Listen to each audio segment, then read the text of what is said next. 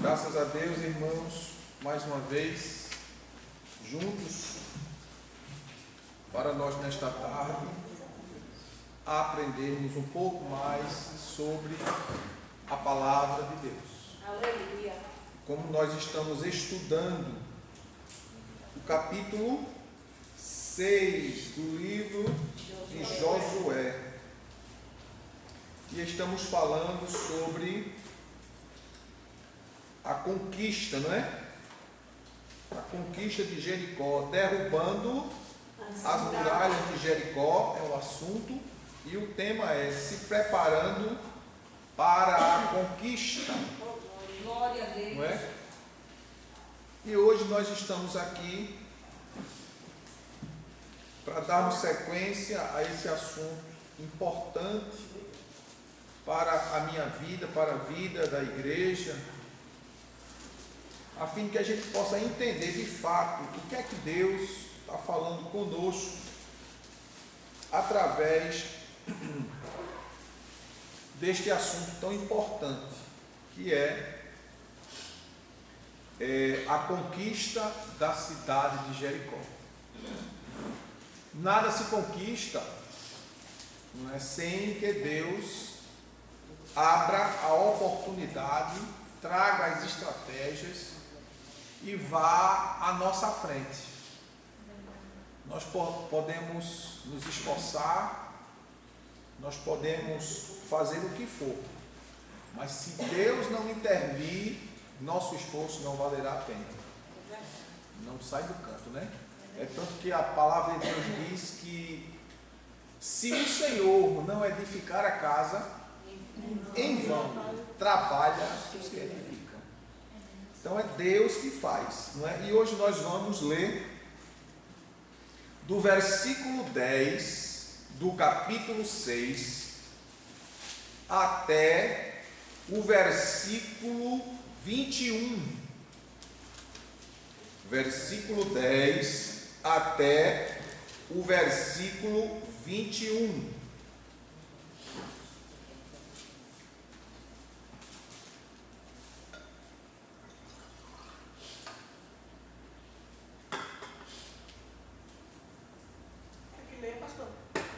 Não, pode, me acompanhe. Versículo 10 ao versículo 21 diz assim: Contudo, Josué havia instruído do seguinte modo: Não bradeis, nem façais ouvir a vossa voz, e não saia de vossa boca palavra alguma, até o dia em que eu vos der a ordem. Gritai, então bradareis. Assim a arca de Deus rodeou a cidade, contornando-a uma vez, e depois voltaram ao acampamento, onde passaram a noite. Josué levantou-se muito cedo, e os sacerdotes tomaram a arca do Senhor. Os 7 sacerdotes, munidos de 7 trombetas e marchando na frente da arca, tocavam seus instrumentos durante a marcha. Os homens de guerra iam adiante deles, e a retaguarda seguia a arca de Deus. Enquanto marchavam, soavam continuamente as trombetas. No segundo dia, igualmente, rodearam a cidade mais uma vez e retornaram ao acampamento. E durante 6 dias repetiram aquela ação. No 7º dia, levantaram-se ao raiar da aurora e marcharam da mesma maneira 7 vezes ao redor da cidade. Foi apenas nesse dia que rodearam a cidade 7 vezes seguida. Na 7ª vez, quando os sacerdotes soaram suas trombetas, Josué ordenou ao povo: bradai, o Senhor vos entregou esta cidade. A cidade, com tudo o que nela existe será consagrada a Deus como anátema, que é a palavra hebraica herem, não é? Será consagrada a Deus como anátema para a destruição. Somente a prostituta Raabe e todos os que estão com ela em sua casa serão poupados, porquanto ela ocultou os espiões que enviamos. Mas vós guardai-vos do anátema, ficai distantes do que é sagrado à destruição. Não tomeis posse de coisa alguma. Do que é anátema, não vos deixeis mover pela cobiça, pois isto tornaria anátema o acampamento de Israel e traria desgraça e destruição sobre toda a congregação israelita. Toda prata e todo ouro, todos os objetos de bronze e de ferro serão consagrados a Deus, entrarão no seu tesouro. O povo gritou com toda a força e tocaram as trombetas.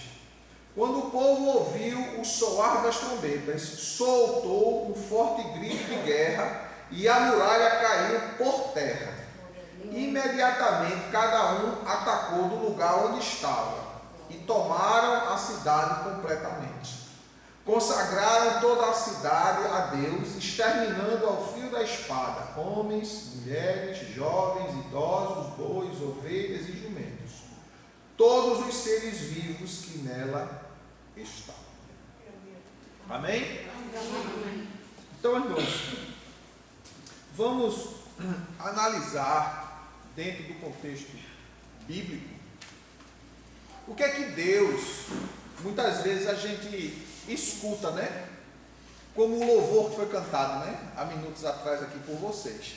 Marcha que a muralha cai.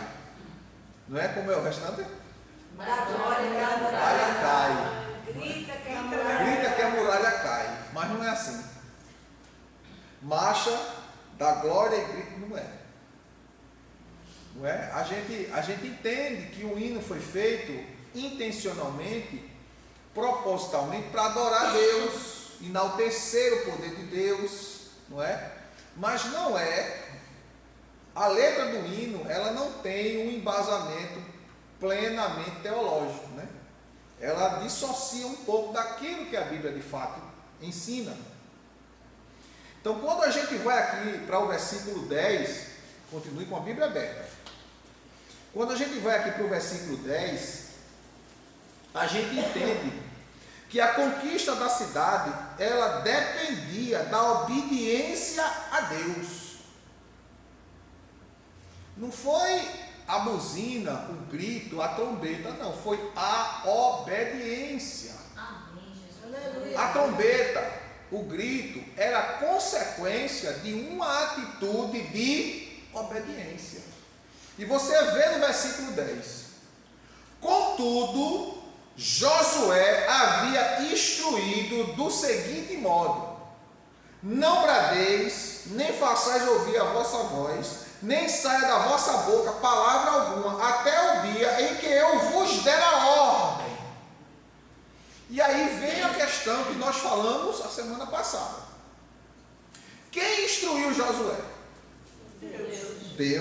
Deus enviou, lembra que a gente leu? Deus, no capítulo 5, verso 13 a 15, Deus envia o chefe dos exércitos celestiais. E diz a Josué o que é que Deus quer que ele faça. E ele vai seguindo à risca tudo que Deus orientou ele. E quando Deus traz a orientação a ele agora precisa trazer a orientação ao povo. E aí ele diz, olha, instruindo Josué, o povo da seguinte maneira, disse: não bradeis, não façam ouvir. Ele instruiu o povo porque o responsável pela liderança do povo era Josué. Humanamente falando, era Josué. Não é? E o interessante, irmãos, é que dentro desse contexto, Josué, ele repassa o que ouviu de Deus. Isso nos ensina, irmãos, que a gente não deve, porque poder a gente pode, mas nem tudo que a gente pode, a gente deve. Porque tudo é lícito, mas nem tudo convém ao crente, convém ao cristão, convém ao servo de Deus. Então Josué passa para a nação de Israel a orientação de Deus. E a gente percebe que o povo entendeu a mensagem do seu líder. Isso prova, isso mostra que havia uma inteiração. Josué e Deus. Deus, Josué e o povo. E quando há essa inteiração, liderança e liderados, a coisa dá certo. Glória a Deus. Amém, Jesus. Glória a Deus. Mas quando não há, a coisa não dá certo. Porque Deus não trabalha com divisão. Deus não trabalha com desunião. O nosso Deus, Ele é santo e Deus não habita onde há a desunião. É tanto que Ele é um Deus trino. Aleluia. 3 pessoas em uma só. E uma só em 3 pessoas. Evidentemente que não dá para a gente expor sobre a trindade de Deus. Mas nenhum se expõe melhor ou superior ao outro. Glória a Deus. São iguais em existência, em plenitude e poder. Mas ele não fica dizendo, eu sou o Pai, eu sou superior ao Filho e ao Espírito Santo. Não. Cada um tem seu papel dentro do contexto da trindade, mas eles não se exaltam sobre si próprios. Amém. Enquanto que muitos de nós não queremos estar submissos às diretrizes de Deus. E a gente sempre quer tomar o rumo daquilo que nós sentimos e não daquilo que nós entendemos. E é isso que quebra a vida do crente, que quebra a vida no lar, que quebra a vida profissional, que quebra a vida de uma nação, de um povo.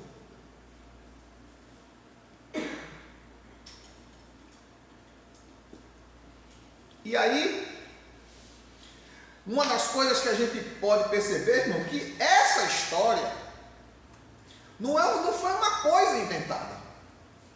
Isso, de fato, aconteceu.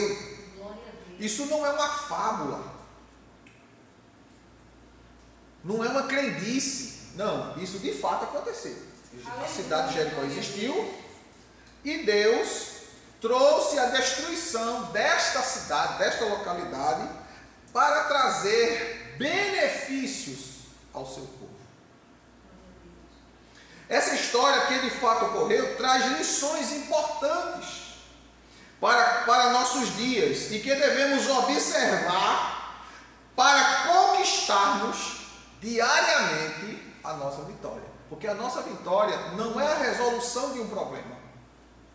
A nossa vitória não é uma conquista de um bem. A nossa vitória ela é diária. Aleluia. Todo dia. Aí, deixa eu fazer uma pergunta a vocês que eu ouvi. Uma mulher numa entrevista, eu não sei qual era a profissão dela, mas ela fez uma pergunta assim às jornalistas. Eram 2 jornalistas entrevistando essa senhora.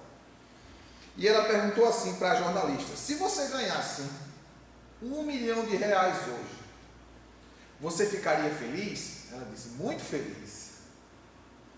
E se você ganhasse no outro dia, recebesse uma proposta de ganhar R$10 milhões? Ela disse: eu seria muito mais feliz.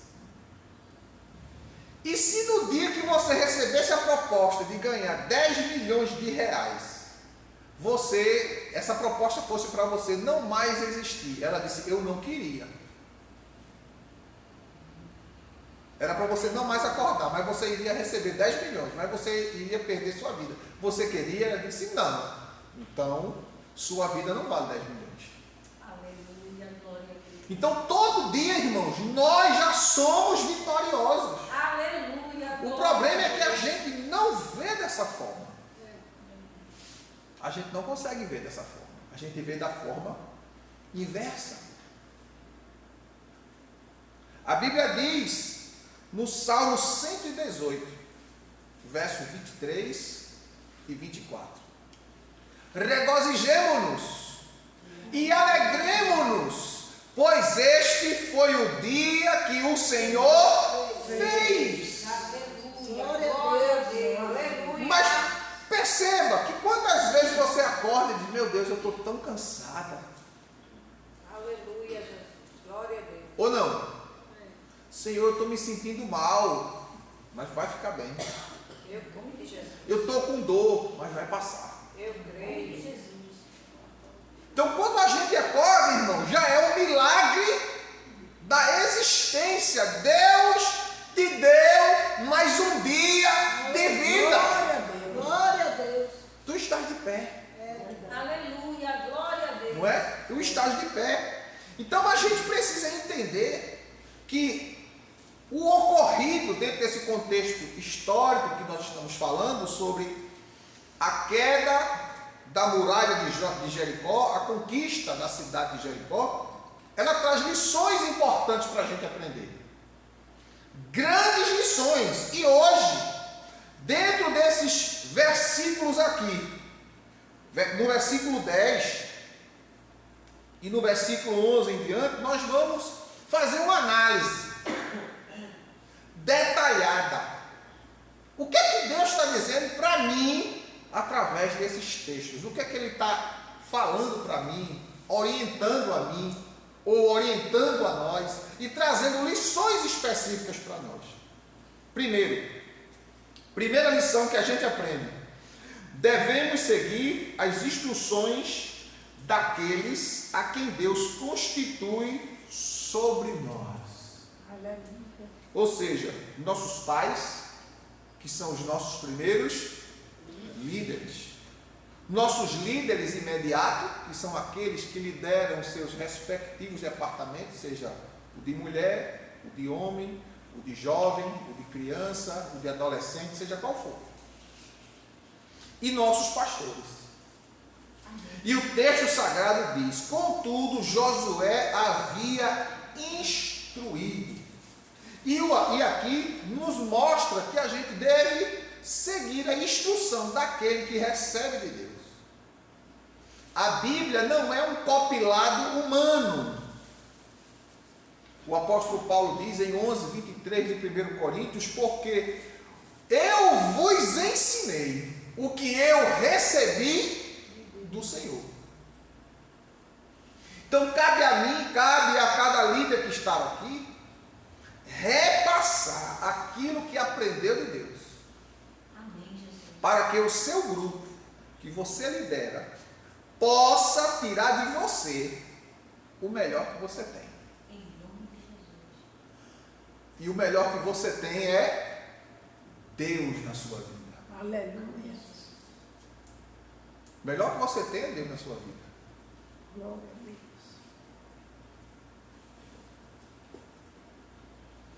Segunda coisa que nós podemos aprender. Primeira, nós aprendemos que devemos seguir as instruções daqueles que Deus constituiu sobre nós.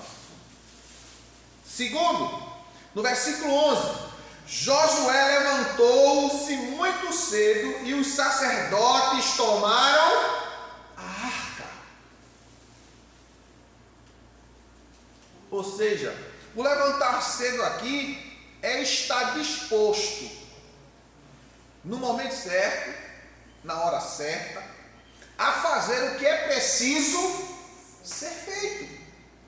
E a gente entende que ele levantou e também conduziu os sacerdotes, orientou ele dizendo: tome a arca do Senhor, porque era responsabilidade do sacerdote levar a arca do Senhor. A arca de Deus rodeou a cidade.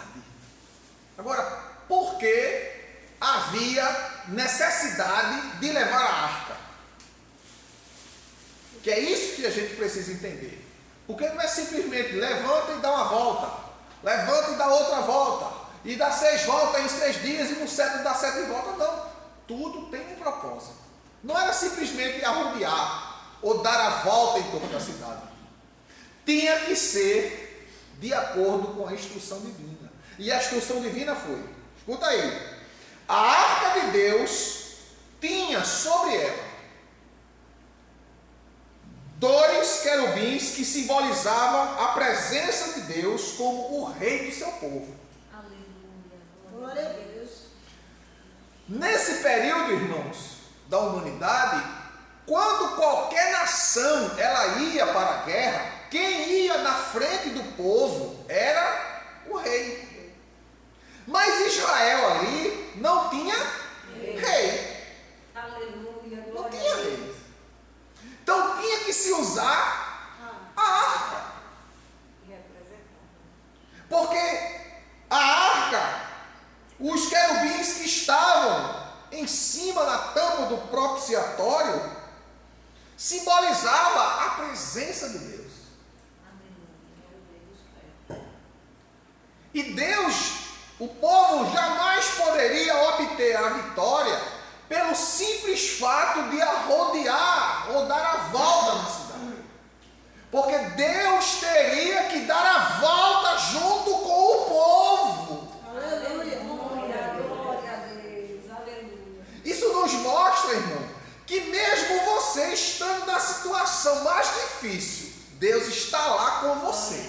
Glória a Jesus. Eu creio, Senhor. Ele não está ausente de você, Ele está com você. Amém. Bendito seja teu nome. Você pode não estar vendo, mas Ele está lá. Glória a Deus. Glória a Deus. É promessa dele: estou convosco todos os dias. Aleluia. Glória a Deus. Porque às vezes a gente pergunta: Jesus, tu está comigo mesmo, Jesus? Porque está tão difícil, Jesus. Jesus disse: eu estou com você. Amém. Eu estou dando a volta com você. Glória a Jesus. Aleluia.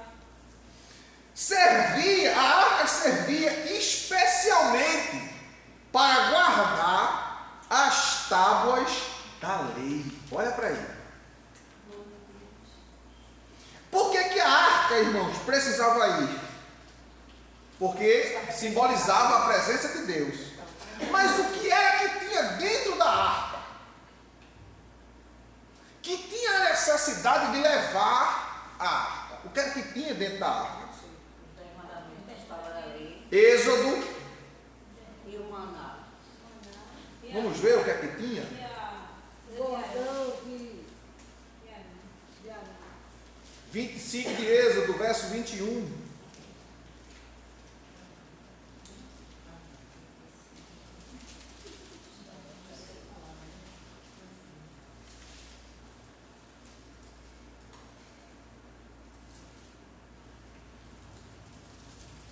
Vinte e 25 e 21. Porais o propiciatório em cima da arca, e dentro dela depositarás as tábuas da aliança que eu te darei.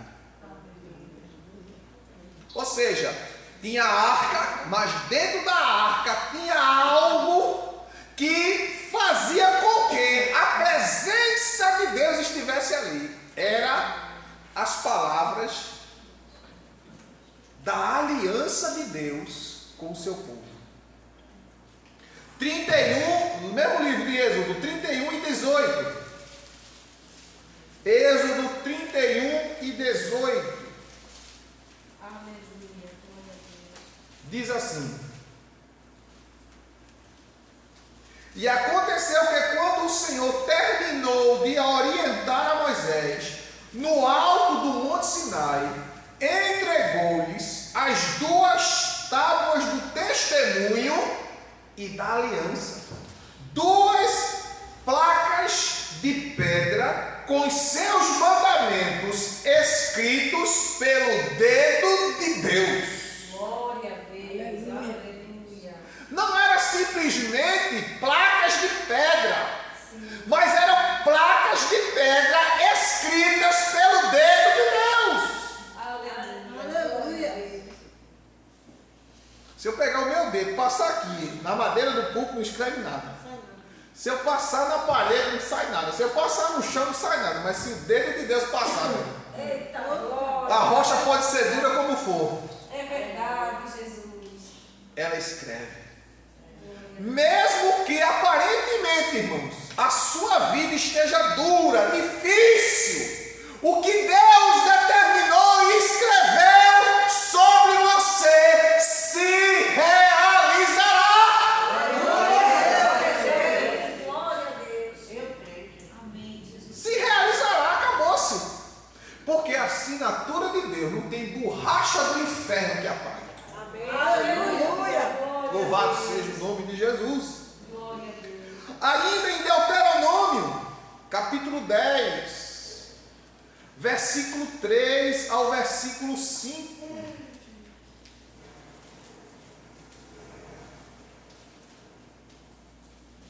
Capítulo 10, versículo 3 ao 5. Assim, fiz uma arca de madeira de acácia.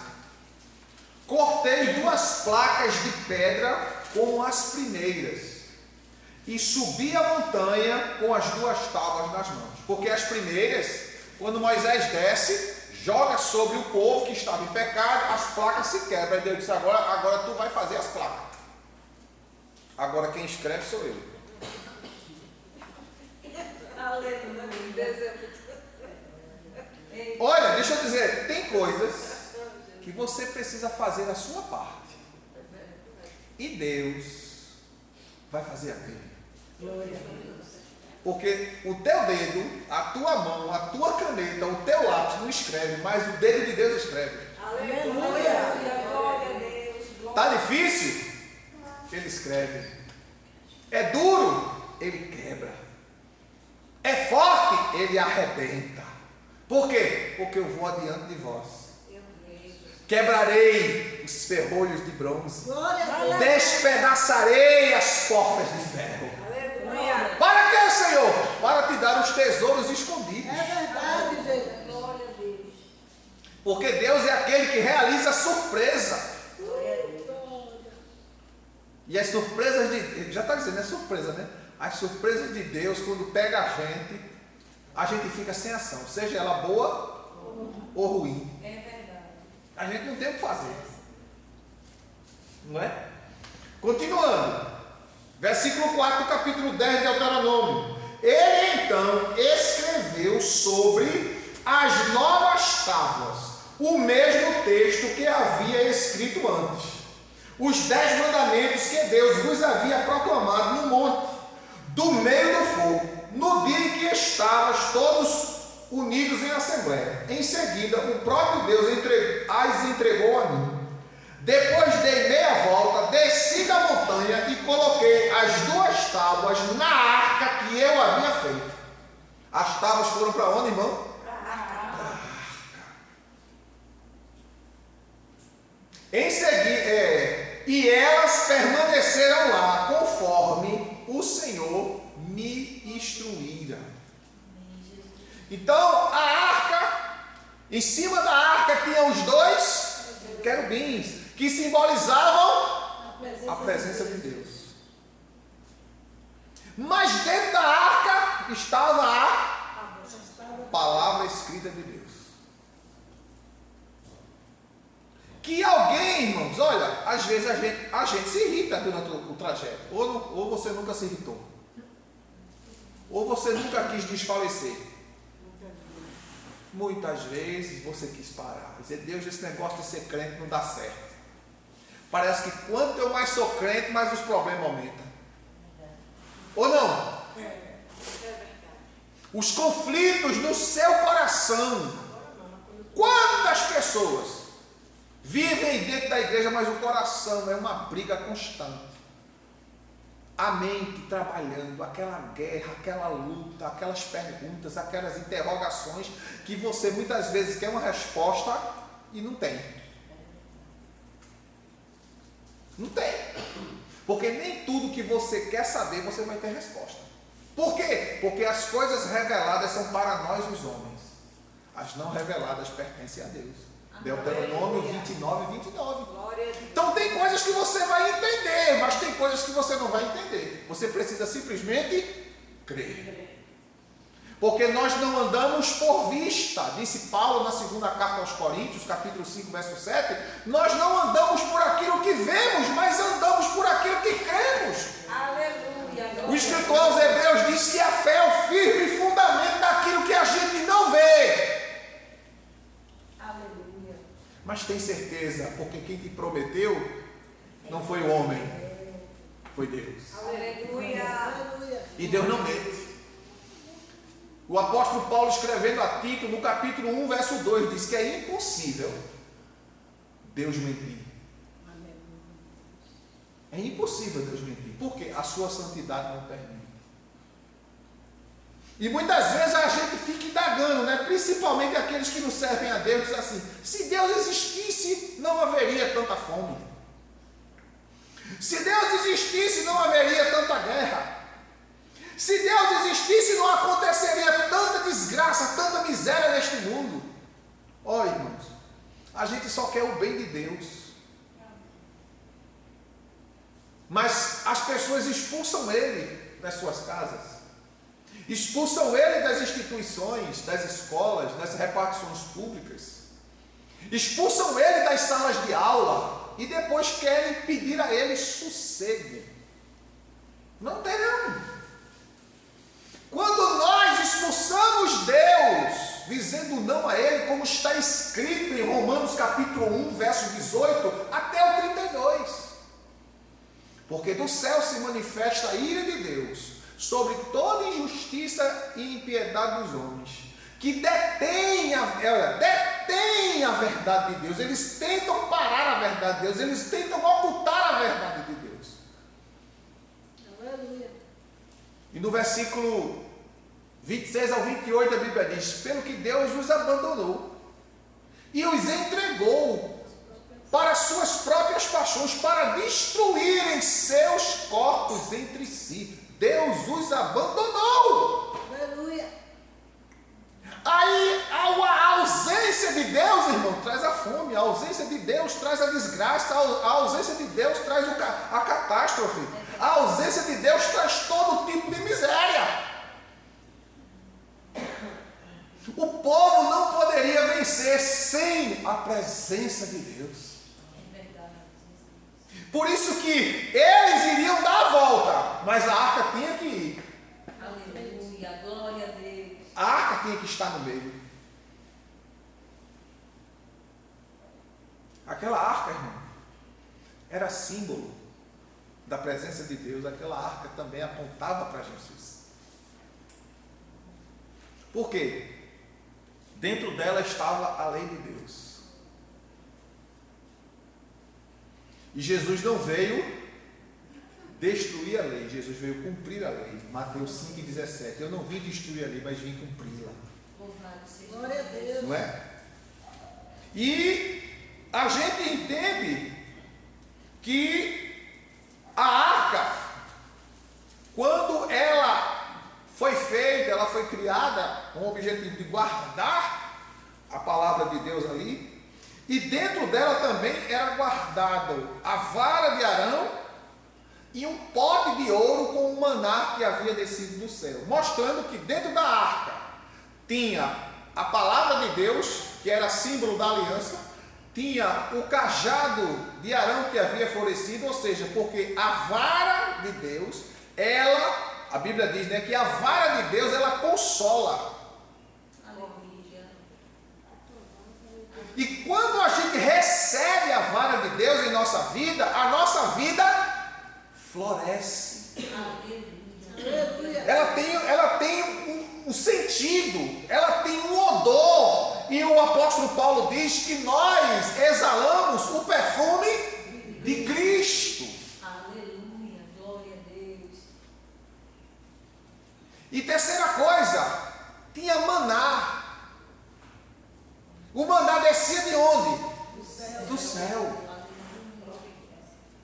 Jesus desceu de onde? Do céu. Ninguém subiu ao céu, senão o Filho do Homem que desceu do céu. Na arca tinha aliança, tinha direção e tinha provisão de Deus na vida do povo. Essa lição trazida para nós mostra, irmãos, que Deus não nos deixa à deriva. Deus não nos deixa à deriva.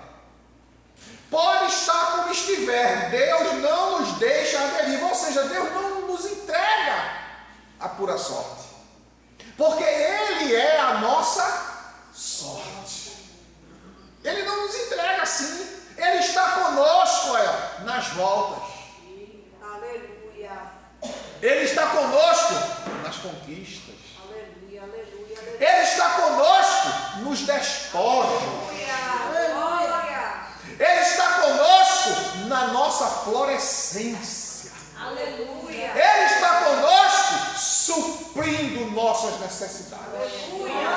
E de onde vem? Ninguém sabe. Vai chegar. Aleluia. Vai chegar. Você não vai ver, olha, nem nuvem, nem vai ver chuva, mas cavem covas. Por quê? Porque Deus vai encher de água. Mas a chuva está no deserto. Não importa. Cavem covas. Louvado seja o nome de Jesus.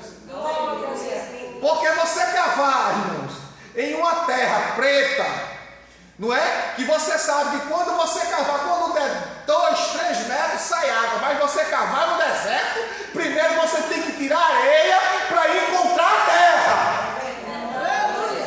Deus disse através de Eliseu: cavem covas, e não poucas, cavem muitas. Porque Deus vai mandar água e o exército vai morrer no deserto. Deus mandará provisão. Deus trará provisão. Deus trará milagre na tua casa. De onde eu não sei. Como eu não sei. Mas vai chegar.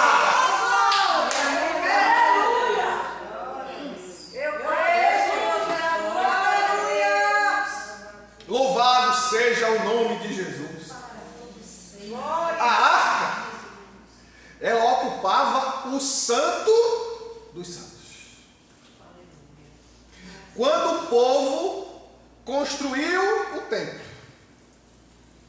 a arca, ela ficava lá dentro, aonde o sumo sacerdote estava, para oferecer o sacrifício e receber a aprovação de Deus. Ela ficava lá no Santo dos Santos. Êxodo capítulo 26, verso 34. Posteriormente, ela guardava um vaso com o maná e a vara de Arão, que a gente falou aqui. E ao seu lado se conservava o livro da lei. Êxodo 16, 34, Números 17, 10, Deuteronômio 31, 26. Agora, para a gente não ficar só citando textos, vamos ler pelo menos um texto. Hebreus capítulo 9, versículos 3 e 4. Carta aos Hebreus, capítulo 9, versículo 3 e 4, que diz assim: mas atrás do segundo véu havia a parte chamada Santo dos Santos, onde se posicionava o altar de ouro puro para o incenso e a arca da aliança, também toda revestida de ouro. Nessa arca estavam o vaso de ouro contendo o maná, a vara de Arão que floresceu e as tábuas da aliança. Então dentro da arca tinha isso. E outro detalhe importante para você entender. Vamos lá voltar aqui para o capítulo 6 do livro de Josué.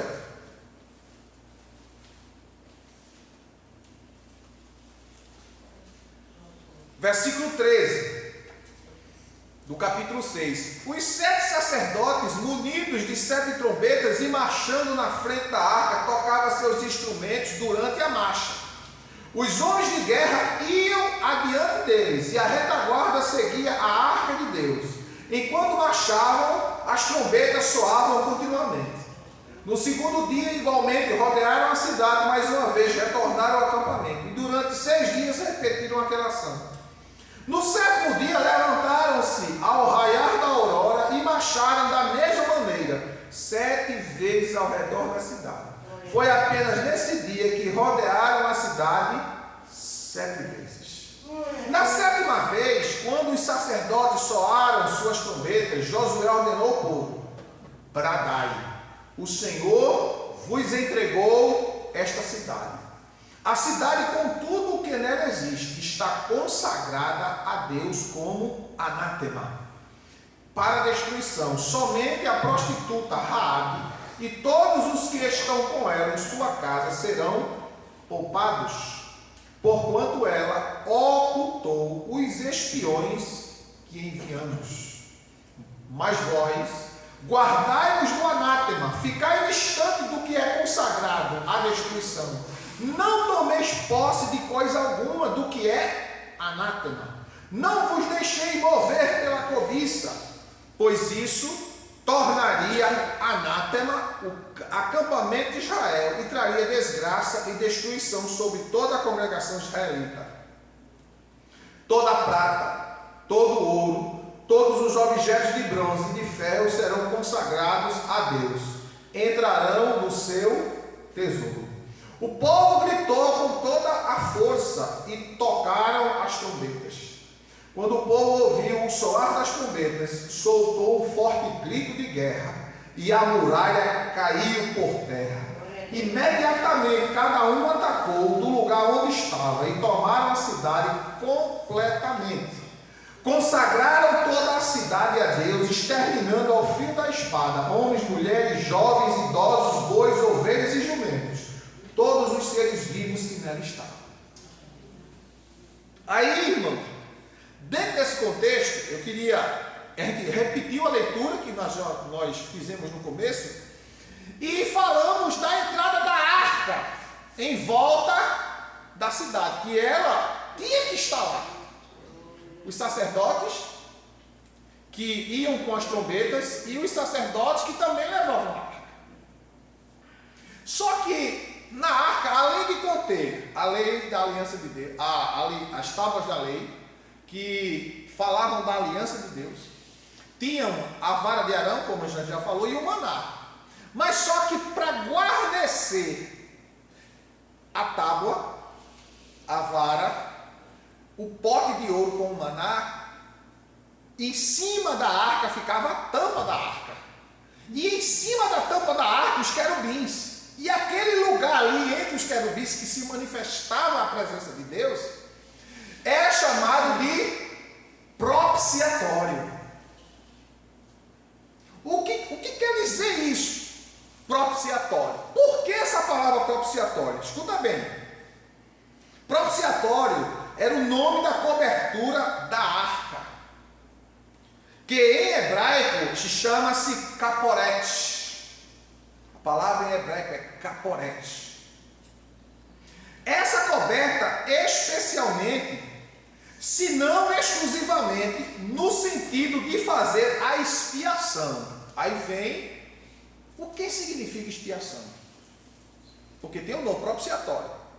Aonde estavam os querubins, aonde se manifestava a presença de Deus, não é? Em grego, propiciatório é rislasterion. Rislasterion. Esse nome não significa somente uma tampa. Era o lugar onde se operava as expiações. Em cima da tampa da arca, que era chamado propiciatório, era lá que se operava as expiações. E o que é expiação? Expiação. A palavra hebraica que significa, no hebraico significa kaper, que etimologicamente significa cobrir, ocultar, esconder. Mas esconder, ocultar o quê? A ofensa para promover a reconciliação dos que eram adversários. Ou seja, em cima da arca tinha a ação de Deus para reconciliar o homem, o povo, com ele. E para que isso acontecesse, dentro da arca estava a aliança de Deus, a vara de Deus e o maná de Deus. Mas sobre tudo isso, para que eles desfrutassem do que estava dentro da arca, eles tinham que estar reconciliados com Deus. Aleluia, glória a Deus. É muito fácil você cantar, grita que a muralha cai, dá glória que a muralha cai. Mas se não tiver, meu filho, reconciliado com ele, você vai gritar, fica rouco, pega a garganta e não recebe a vitória. E a muralha não cai. Porque precisa estar em conexão com Deus. Aleluia, glória a Deus. Se não tiver, irmão, pode orar. Como diz o livro do profeta Isaías, capítulo 58 do livro do profeta Isaías. Porque nós clamamos a ti e tu não ouves. Porque nós colocamos sacos de cinza, nos humilhamos, jejuamos e tu não respondes. Glória a Deus. Deus usando o profeta Isaías e falando para aquele povo. Aí Deus diz assim: porventura é este o jejum, o sacrifício que eu quero de vocês? Não. Porque no dia em que vocês jejuam, vocês oprimem, vocês machucam, vocês ferem. E vocês querem que eu receba o vosso jejum? No dia em que vocês oram, vocês procedem de forma injusta. Isaías 58, verso 1 até o verso 11. Então não adianta, irmãos, cantar, canta que a muralha cai, e desobediente ao pastor, desobediente ao teu líder, desobediente à tua mãe, ao teu pai, desrespeita, desonra teu marido, provoca a ira do teu filho, ou o filho provoca a ira dos pais. Porque a vida espiritual, irmão, é uma linha muito fina com Deus. É verdade, Jesus.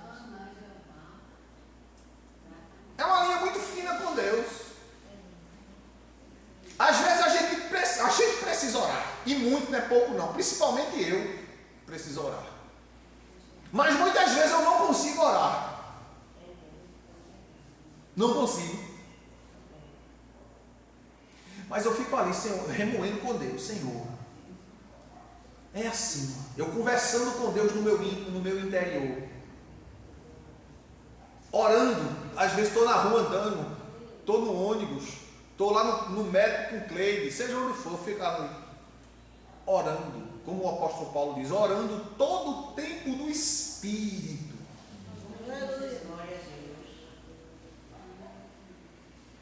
E às vezes a gente quer tanta coisa, mas não quer dar nada. E acha que o que a gente faz é muito. Mas a gente não faz nada, irmão. Ele é que faz tudo. Nós somos apenas cooperadores de Deus. Nós cooperamos com Ele. Porque se Ele não fizer, não existe ninguém no universo que fará. Porque é Ele que faz. É o que a Escritura diz. Ele faz cessar a guerra. Aonde? Até os confins da terra. Não é só aqui não. É lá do outro lado, que tu não está vendo. Ele está agindo, está trabalhando lá do outro lado. É até os confins da terra. Tu não vê os confins, mas ele vê. É verdade, Jesus. Ele está vendo do outro lado. O que é armado, o que é planejado, o que é arquitetado. Aí ele diz: eu quebro o arco. E eu corto a lança e queimo os carros do fogo. Aí para a gente ficar tranquilo, ele diz: aquietai-vos e sabei que eu sou Deus. Glória a Deus. Serei exaltado entre as nações. Todo mundo vai ver o que eu vou fazer na tua vida.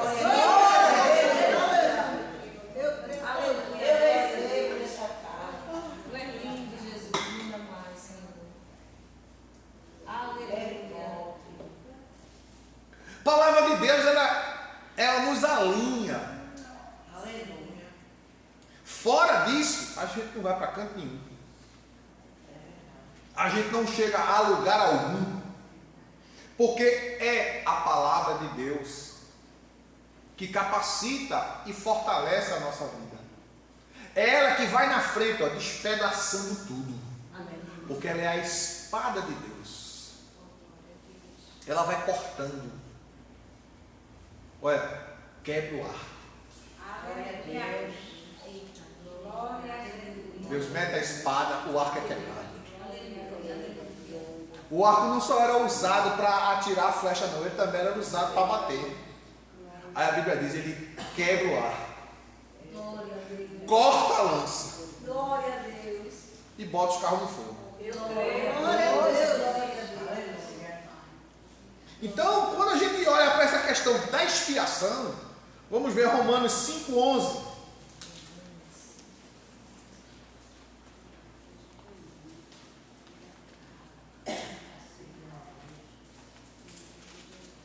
Expiação.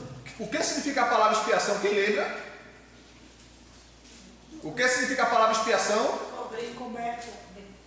Cobertura. Significa cobrir, ocultar. Porque se Deus quiser, que Deus não é obrigado, mas se Ele quiser dizer assim, quem é você para eu lhe dar alguma coisa? Quem é você para eu dar alguma coisa? Como disse Jó, como diz Paulo aos Romanos, quem primeiro me deu para que eu desse alguma coisa? Porque tudo que existe é meu. Aleluia. Glória a Deus. Aí a Bíblia diz em Jó 34:12, porventura o Todo-Poderoso perverterá o juízo? De maneira nenhuma. Ele não procede impiamente.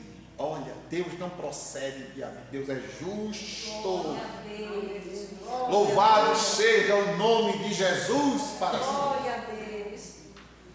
Romanos 5,11 diz assim, e ainda mais, se nos gloriamos também em Deus, por nosso Senhor Jesus Cristo, por intermédio de quem recebemos agora completa reconciliação. Então, em cima do propiciatório, em cima a tampa da arca era chamada de propiciatório, de onde ali Deus trazia reconciliação dele com o seu povo. Porque se não tiver reconciliado com ele, não tem vitória dele.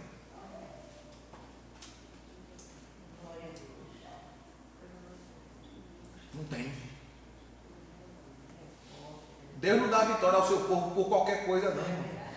Jesus, tu vai me dar vitória porque eu vou mostrar para a irmã fulana que tu é na minha vida. Oxe, tu não tem que mostrar nada a ninguém. Tu não tem que mostrar nada a ninguém. Ó, o diabo disse para Jesus, se tu é o filho de Deus, transforma. Se eu sou, meu filho, eu não preciso transformar pé de pão para mostrar que sou filho de Deus. Eu sou e acabou-se. Aleluia. Glória a Deus. Você não precisa provar para ninguém. Quem vai provar é Deus em você. Mas você não precisa provar. Mas Jesus, como é que eu vou fazer para provar que o Senhor está comigo? Obedeça que Ele vai falar para você. É Ele que vai falar para você. Não é você que vai falar. Estejais, pois, calados. Olha, não diga nada. Foi a ordem, fecha a boca. Dê a volta, fique calada. Agora, quando chegar a hora certa, Deus diz, agora dá um grito de glória, porque eu estou derrubando a muralha. É a hora de você gritar. Glória! Aleluia. Tem a hora. Louvado seja o nome de Jesus. Segundo, dentro do contexto da palavra expiação, nome dado àquilo que produz a reconciliação, especialmente em sacrifício destinado para aquele fim. Êxodo 30, verso 16, Levítico 4, versículo 20, 26, 31 e 35. E o que era que produzia a reconciliação conforme os textos aqui? Era levado um cordeiro para produzir a expiação. E a Bíblia diz: e como um cordeiro mudo foi levado ao matadouro. Irmão, há caminhos, escuta aí, há caminhos, há pontes que você só vai fazer com a boca fechada. Amém, Jesus. Porque o seu silêncio vai falar mais do que as suas palavras. Aleluia. É verdade. Porque às vezes a gente quer falar para se justificar. E quando a gente tenta se justificar, a gente se suja mais ainda. Porque as pessoas só vão pegar as suas palavras e vão torcer as suas palavras. Você está dizendo isso porque você está querendo dar uma de boazinha. Porque você só quer parecer que você é a correta. Não, deixe Deus falar com você. Amém. Amém. Porque Ele vai falar. Agora tem uma coisa, viu? Jesus tem misericórdia. Não peça misericórdia, não. Só comigo. Amém. Amém. Não peça misericórdia. Por quê, pastor? Que vai chegar, é a chegada de Deus, da ação de Deus. Glória a Deus. Você não pediu para Ele intervir. Quando Deus chega, Jesus tem misericórdia. Não, Senhor, faz. Faz. Porque Ele é o dono da vida. Nele está a vida. Não esqueça isso. Amém? Amém. Então, para que a gente, irmãos, conquiste de fato, dentro do contexto daquilo que a palavra de Deus revela, não é simplesmente dar a volta não, porque qualquer pessoa, aí eu vou para a igreja porque eu vou buscar a minha vitória. Não, você não veio buscar nada aqui, você veio trazer. Aleluia, glória a Deus. Aleluia. O texto sagrado diz: não se apresente diante de Deus com as vossas mãos vazias. Então você não veio buscar, você veio trazer. Glória a Deus. Quando você trouxer, Deus se encarregará de te recompensar. Amém, Jesus. É o que a Bíblia ensina. Esse costume que o povo, que algumas denominações ensinam, fora do contexto bíblico. Agora Deus, que Ele é Deus, Ele não despede o seu povo vazio. Ele não despede. Mas isso aí é uma opção dele, não é tua. Sabe por quê? Porque Ele é o meu, o teu e o nosso pastor. Glória a Deus. Aleluia. Quando o salmista Davi diz assim: o Senhor é meu pastor, de nada terei falta.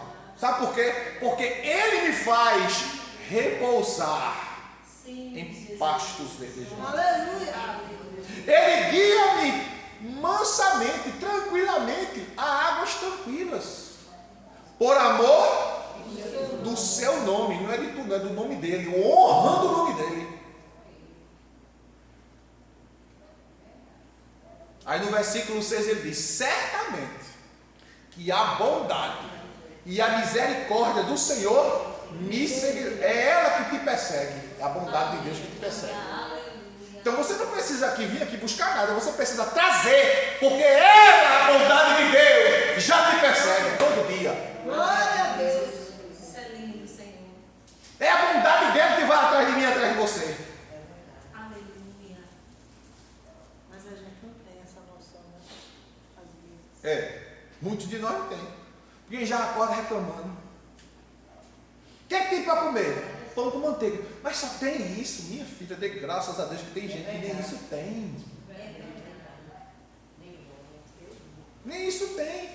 Só tem pão com manteiga. Pão com manteiga.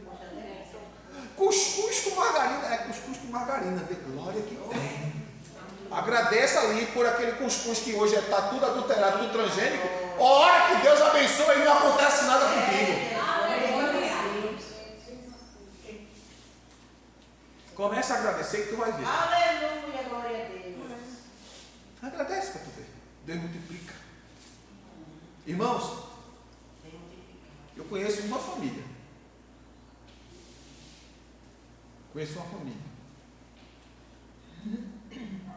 Que um tempo desse foi fazer uma feira para a sua própria casa. Fez uma feira tão grande que a feira deu R$1.000 e poucos. Ele reclamou porque fez uma feira grande. Sabe o que aconteceu, irmão? Não fez mais feira. Meu Deus, está vendo? Está vendo? Meu Deus. Porque em vez de agradecer, nunca mais eu faço uma feira. E aí Deus assinou, pegou as palavras dele. Disse, tá bom. Aí Deus fez isso.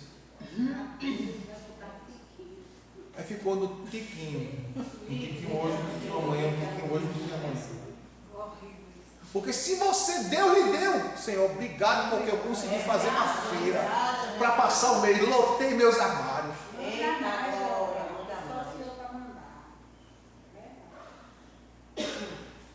Então glorifique a Deus. Exalte ao Senhor. Porque é Ele que dá pão. É Ele que dá água.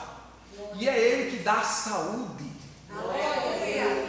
Nele está a vida. Fora dele não há vida. Vamos ver? Para a gente encerrar e orar nesta tarde. Deixa eu ver se eu acho aqui esse texto.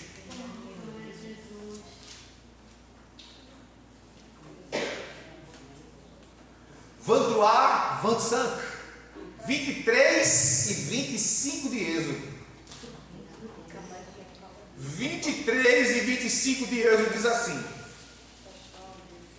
servireis tão somente a Iavé, o vosso Deus, e então Ele abençoará sobremaneira o teu pão e a tua água, e afastará a doença do meio de ti.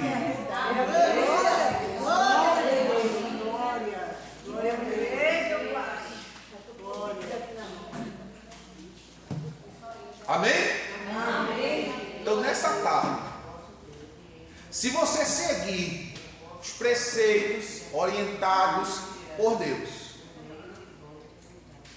você continuará.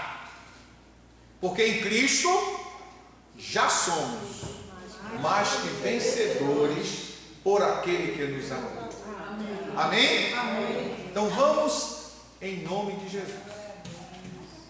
Nessa tarde,